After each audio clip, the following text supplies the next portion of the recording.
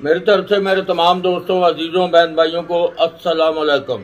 तो आज के व्लॉग में इमरान खान के साथ साथ चीफ जस्टिस ऑफ पाकिस्तान भी उलझाव का शिकार होने जा रहे हैं। इमरान खान ने कहा है कि मुझे अपनी तो नहीं, मुल्क की फिक्र है। अब इमरान खान का चोर स्विच भी पकड़ा गया है। इमरान खान की मेडिकल रिपोर्ट आई जिसमें इमरान खान और दिमागी तवाज़ुन 100% दुरुस्त होना नहीं आया। शेख रशीद कहता था कि नून से शीन निकलेगी। नून से शीन तो नहीं निकली, लेकिन पीटीआई बहुत सी निकल आई पीटीआई में से। अब अमरीकी तंजीमें इंसानी हकूक की पामाली का वावेला करने लगी हैं। ऑडियो लीक्स का मामला, चीफ जस्टिस का हुक्म इम्तनाई, जबकि जस्टिस काजी फायज ईसा ने समाअत जारी रखी। इमरान खान पीडीएम पर चोर, दुश्मन मुल्क, पता नहीं किन किन अल्जामात से नवाजते रहे, मगर आज बजाते खुद उन अल्जामात की जद में है। वीडियो लीक के लिए बनाया गया 3 रुकनी बेंच काफी परेशानी का बायस साबित हो रहा है। तफसीलात की तरफ आते हैं। चैनल सब्सक्राइब और लाइक शेयर कर दें। इमरान खान साहब ने अदालत में रिट पिटीशन दायर कराई थी कि ये ऑडियो लीक्स के मामले को रोका जाए, जिस पर चीफ जस्टिस उमर अता बंदयाल ने बेंच बनाकर स्टे ऑर्डर जारी किया था, मगर जस्टिस काजी फायज ईसा साहब ने अटॉर्नी जनरल को बुलाया, कुछ सवालात किए और उसके बाद उन्होंने कहा कि हमें तो नोटिस ही नहीं दिए गए और ना ही हमें सुना गया है। वो वैसे भी ये होता है कि पार्टियों को बुलाया जाता है और पार्टियों को सुना जाता है, लेकिन इसमें ऐसा नहीं किया गया। तो उसके बाद उन्होंने समाअत जारी रखी। अब इमरान खान साहब का चोर स्विच सैफुल्लाह नियाजी भी पकड़ा गया है।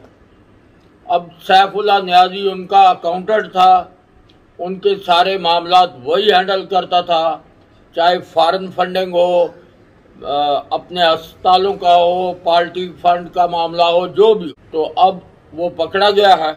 अब देखते हैं कि क्या वो भी तोते की तरह बोलता है वहां पर, जहाँ की कोई रख रखाव रहने देता है।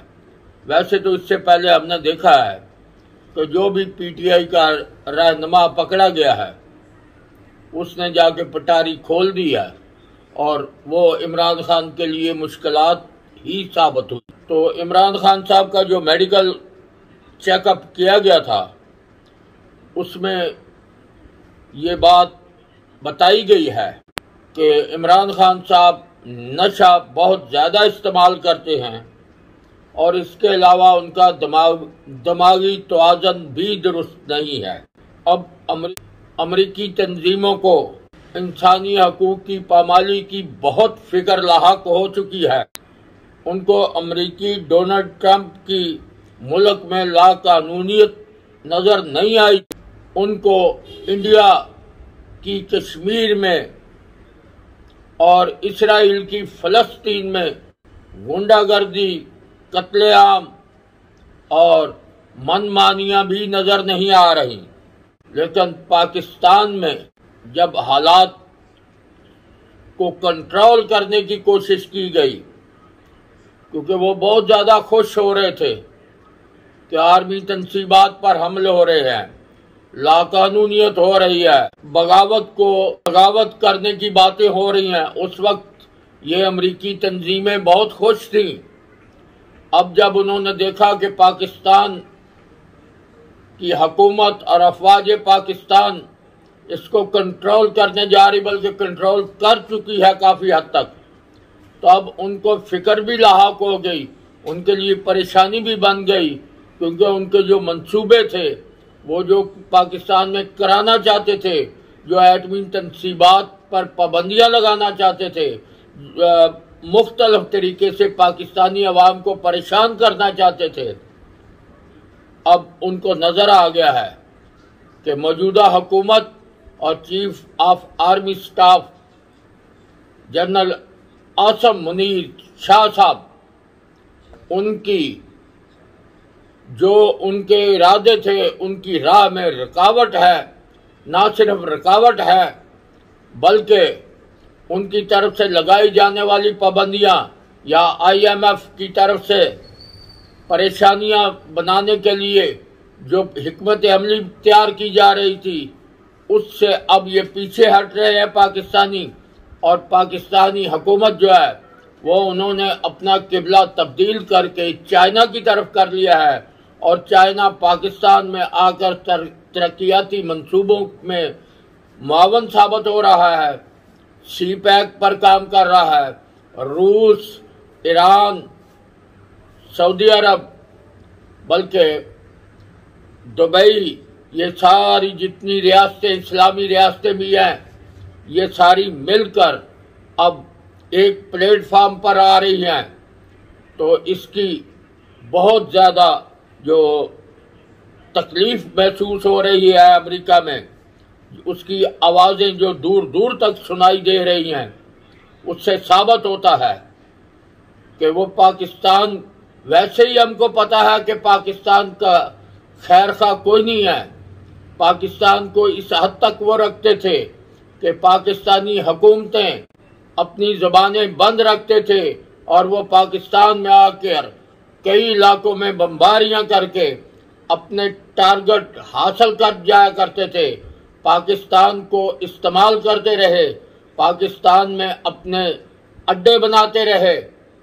तो अब उनको नज़र आ रहा है कि ऐसा होना अब मुमकिन नहीं रहा, बल्कि पाकिस्तान तो अपना एक अलग ब्लॉक जो बना रहे हैं वो चीन के साथ बना रहे हैं और ये उस तरफ इनका झुकाव है। तो इसका उनको बहुत ज़्यादा मसला है, क्योंकि पाकिस्तान इस खित्ते में एक अहमियत का हामिल है। पाकिस्तान के बगैर अमेरिका का इस खित्ते में चुड़राहट करना नामुमकिन है, बल्कि बिल्कुल नहीं कर सकता। और जब ये एक ब्लॉक ही अलहदा हो जाएगा, किसी मुल्क में भी, किसी मुल्क की भी हमदर्दियां जो हैं वो अमेरिका के लिए नहीं होंगी। और अमेरिका को ये कह लें कि यहाँ पर उसके दाखिले पर भी पाबंदी होगी कि वो जारहियत करे, आके गैर कानूनी तरीके से अपनी फौजें ला सके, तो ये उसके लिए बहुत बड़ी, उसके लिए मुश्किल है। अब इमरान खान साहब बहुत अच्छे बच्चे बन चुके हैं, उनको पाकिस्तान की इतनी फिक्र है कि वो कह रहे हैं कि यार पाकिस्तान की बेहतरी, तरक्की के लिए मेरे साथ बैठकर बात कर लो, ताकि मैं पाकिस्तान को फलता फूलता देखना चाहता हूं।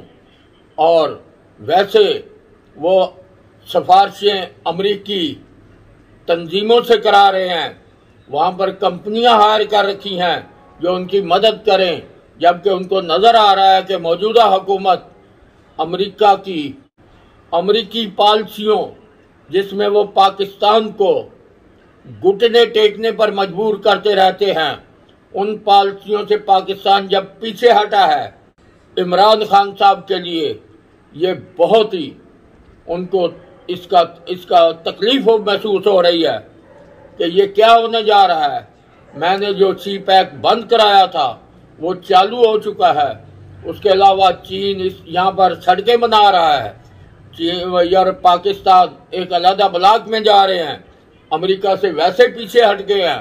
तो वो जो वादे बरतानिया अमेरिका से किए गए थे, अब उनकी तो कोई उम्मीद नहीं है कि उनको पूरा किया जा सके, क्योंकि खान साहब की तो अब पार्टी ही टूट फूट का शिकार हो चुकी है। और इतने दलेर थे उनके पार्टी के रहनुमा कि एक दो दिन उनको जेल देखना पड़ी और बाहर आकर उन्होंने जनाब प्रेस कॉन्फ्रेंसें की हैं और चलते बने और अपने घरों को चले गए पार्टी छोड़कर। और वो जो कारकुन, वो जो वर्कर जिनको जेलों में पहुंचा गए हैं, इन लोगों की पॉलिसियों की वजह से, इन लोगों की हठधर्मियों की वजह से, इन लोगों की ब्रीफिंग की वजह से, इन लोगों के ज़हन साजी की वजह से अवाम ने जो कानून शिकनी की, उस कानून शिकनी के बदले वो जेलों में चले गए हैं। सियासतदान समझते हैं कि एक एक प्रेस कॉन्फ्रेंस करो और शायद सुकून से अपने घरों में चले जाओ। तो भाई ये मुकदमे कौन भुगतेगा? ये जो आप लोगों ने जो कुछ किया, 9 तारीख को जो आर्मी हाउसेस पर हमले हुए, GHK में हुए, पिंडी में हुए, उसके बाद लाहौर में हुए, फैसलाबाद में हुए, तो इसलिए अब उनको वो जो आईना नजर आ रहा है कि हमने जो कुछ किया है वो भुगतना पड़ेगा। अब उसके लिए बहुत से हथकंडे भी इस्तेमाल करने की कोशिश की जा रही है। तो देखना यह है कि अब क्या होता है, क्योंकि बहुत सारे जो थे कानून शिकन, इनको बजाय उन अदालतों में जहां से जाते ही रिलीफ मिल जाता था, हुकूमत ने फैसला किया है कि इनका फौजी ट्रायल किया जाएगा, फौजी अदालतों में ट्रायल किया जाएगा, ताकि कोई असर अंदाज ना हो सके और वो कानून के मुताबिक जिनको सजाएं बनती हैं उनको सजाएं दे सके। तो हमारी ये गुजारिश है कि जो लोग वीडियो की बुनियाद पर ही सिर्फ ना पकड़े जाएं, क्योंकि वीडियो में कुछ लोग ऐसे भी मौजूद होते हैं, उस वक्त वहाँ पर मौजूद होते हैं जो जिनका तोड़ फोड़ या कानून शिकनी से अमल नहीं होता, जिनको कोई राहगीर हो सकता है, कोई मीडिया हाउसेज वाले हो सकते हैं, कोई सहाफ़ी हो सकते हैं जो कवरेज के लिए गए हुए थे। तो इसलिए इसकी मुकम्मल तौर पर छानबीन करके जो असल कसूरवार हैं, चाहे वो पीछे बैठे हैं या आगे फ्रंट लाइन पर हैं, उनके खिलाफ बेशक जो कार्रवाई बनती है वो की जाए। लेकिन बेगुनाह बंदा कोई भी जो है वो इंतकामी कार्रवाई समझेगा अगर उसके साथ कोई ऐसा काम मतलब उसको अगर सजा हो जाती है। तो इस वक्त इस शफाफ किस्म की इंक्वायरी और बगैर किसी दबाव की गिरफ्तारियों को देखकर, क्योंकि आपने देखा कि साबका जर्नैल की नवासी पकड़ी गई, उसके बाद और उनके अपने जो आर्मी से मुंसलिक लोग हैं उन्होंने उनको भी माफ़ नहीं किया।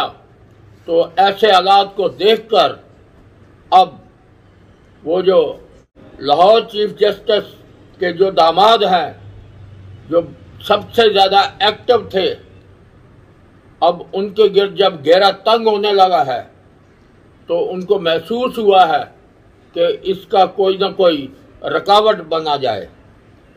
तो बहरहाल मेरा नहीं ख्याल कि आर्मी जो है वो इस मामले में किसी की बात सुनेगी, और जिन लोगों का कसूर है उनको करार वाकई सजा मिलनी चाहिए और उनको बताना चाहिए कि असल पाकिस्तान की रेड लाइन है कौन सी।